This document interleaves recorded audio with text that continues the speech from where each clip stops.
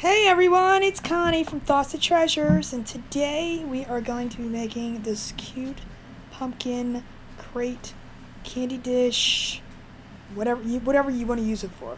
So we're going to be using the Dollar Tree crates. We're going to have a Dollar Tree pumpkins. Most of these items are from the Dollar Tree, and these two little things are from the calendar from, I don't know if they got it from this year or was it from a couple years ago. So we got some Waverly chalk paints in fern and in orange, and we are going to give these pumpkins a good coating. And I did do the front and back because you are going to see some of the back from the crate, so you know you got to do backs. You got to have the backs complete. So just give them a good coating. Make sure everything's covered, and we are going to use the fern and do the crate on all sides. Everywhere around, all the good sides, even including the bottom. I did not do the inside because, you know, if you're going to put food in there or anything, you want to keep that away from the paint without having to seal it and all that good stuff. So now we're going to use this ivory, and I'm going to paint these little squares that I cut out from the Glowforge so that I can apply Mod Podge the little images to them. We do use the iron. Well, actually, I didn't even use the iron method in this. Sorry about that, guys. I did not use the iron method. I just put them on. I figured we could do this without doing the iron method. First time for me for everything. But they were the back pieces of the calendar, so I just thought I would use them.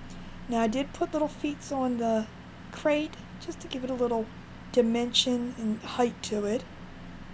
Not really dimension, height. So that's just not sitting flat on the ground or the table. Now I did just glue both of the pumpkins to the side, creating, you'll see both sides, creating the actual crate, candy dish, whatever you would like to call it. I was thinking more of a nice little candy dish for the holidays, for Thanksgiving, for all that. And then we took the little pieces and just put them on both sides so that you'd have them from angle to angle. You could see everything all around. And then I went ahead and cut some buffalo check-ish ribbon. And it's kind of like not the true buffalo check, but kind of a checkered kind of look ribbon. And we're going to make two little, using a little bit of raffia too, we're going to make a little bow to put on each of the pumpkins, just to dress it up a little bit.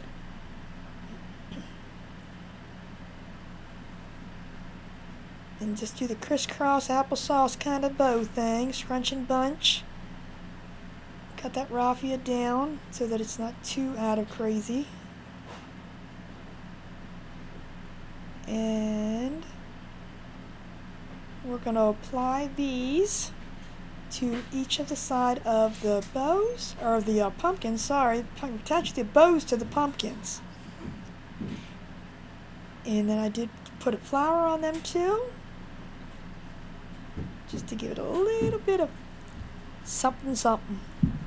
And there you go, guys. There is the completed project. I hope you guys enjoyed this. It's a great home decor piece for the holiday.